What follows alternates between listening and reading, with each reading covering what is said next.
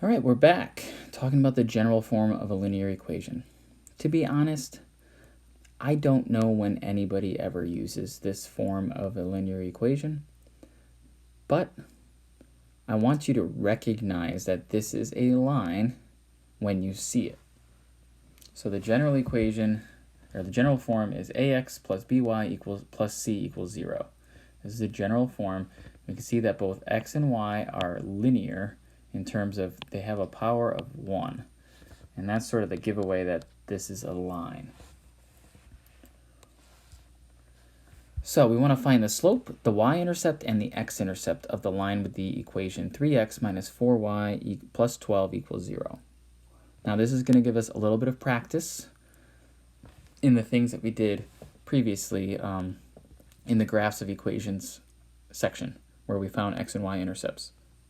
So to find the x-intercept, remember if we think about a coordinate plane, the x-intercept is everywhere there's an x-intercept, the y-coordinate is 0. So if I just plug 0 in for y, it should give me the x-intercept if I solve for x. So this term is 0. So we just have 3x plus 12 equals 0. So 3x equals negative 12, which means that x equals negative 4. Now the coordinate that I'm actually trying to find is the coordinate negative 4, 0. Now just like I said last time, we don't have to label this as an x-intercept because it's the point negative 4, 0. And if the y-coordinate is 0, we know it's an x-intercept. So now let's find the y-intercept. In this case, we can plug 0 in for x.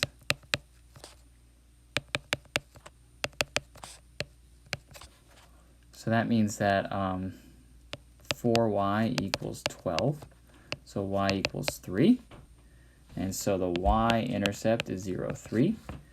But because, so I already did it, but if I were doing this problem on my own, because I know that I need to find the slope and the y-intercept, I'd probably want to just rewrite this equation in slope-intercept form. So let's do that. Let's just solve this for y. So this is going to give me 3x minus 4y equals negative 12. I just subtracted 12 from both sides. Now I'm going to subtract 3x from both sides. So I have negative 4y equals negative 3x minus 12. And now I'm going to divide by negative 4. So y equals positive 3/4 x plus 3. Now I already knew the y-intercept was going to be 3, but if I hadn't already calculated that, there's my y-intercept, here's my slope. And so that answers the question. Again, if you think I'm going too quickly, just pause, rewind, try it again, think about it. And this, you might think I'm joking here, but sometimes when you're confronted with a difficult topic, think about it a lot right before you fall asleep. And I swear, sometimes you just have a dream about it that makes it, you wake up and it all makes sense. So try it. But you really, sometimes you just really have to think on these things for quite a while. All right, so the last topic that we're going to talk about from this section is parallel and perpendicular lines. I don't think it's incredibly important right now, and only mildly important in calculus. But it is more practice with slopes and lines, and so it's a nice way to re-practice those things that we've been doing. Okay, so let's start. We know that two lines are parallel if they have the same slope, because parallel lines increase at the same rate. Otherwise, they would intersect at some point. So they have to have the same slope. Perpendicular lines, it turns out, have opposite reciprocal slopes. So if this is a slope of 1/2, this would be a slope of -2. So let's use that information to write the equation of a line parallel to this line that goes through this point. Okay? Now, if I'm trying to write an equation of a line that's parallel to another line, I need to know what the slope of this line is, because I know the slope I'm trying to write the equation for is going to be the same as the slope of this equation that's in the box. So let's solve this for y.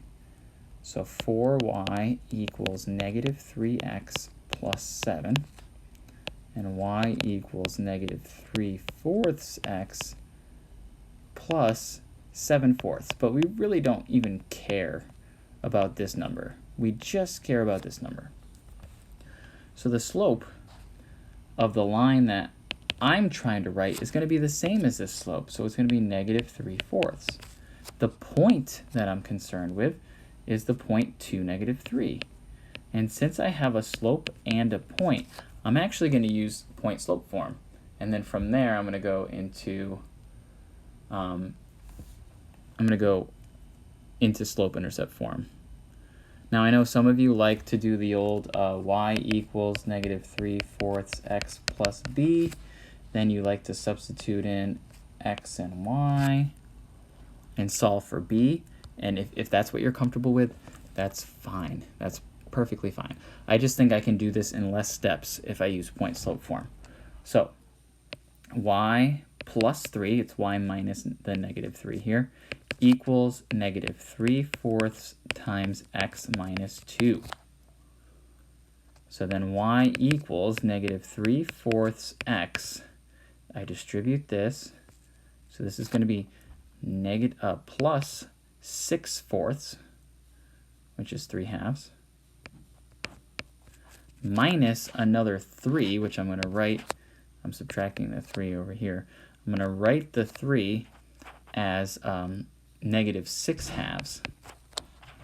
And so y equals negative 3/4 x minus 3/2.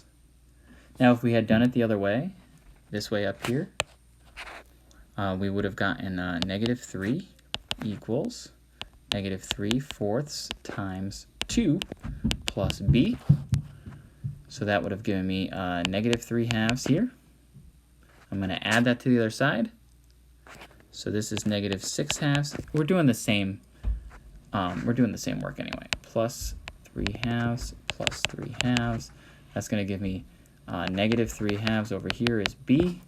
And then I'd have to take that last step to rewrite this,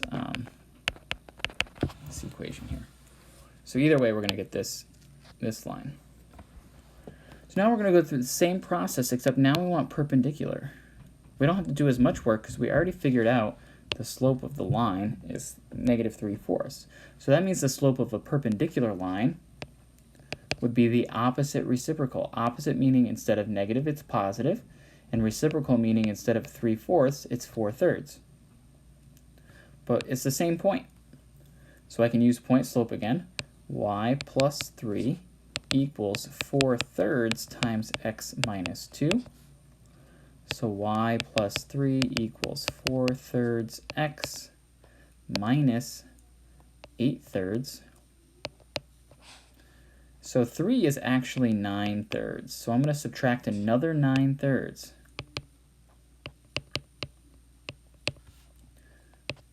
From 8/3. Negative 8/3 minus another 9/3 is minus 17/3.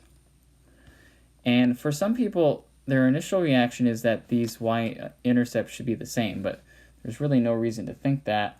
If we're passing through 2, negative 3, which is like right here on the graph, so one has a slope of negative 3/4, which is going to look like this, and the other one has a slope of positive 4/3. That's going to look like this. They shouldn't have the same y-intercept. Actually, one should be significantly smaller than the other, but they're both negative. All right, that's it.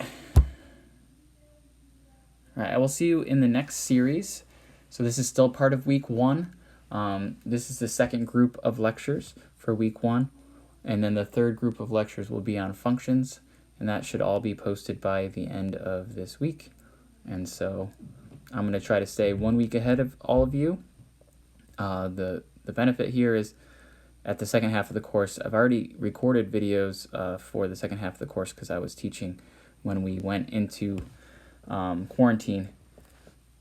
And so I have those videos all set. So once we get to the second half of the course, you can work much further ahead, and if you want, and I'll be more available for answering questions during office hours. All right, I'll see you in the next video.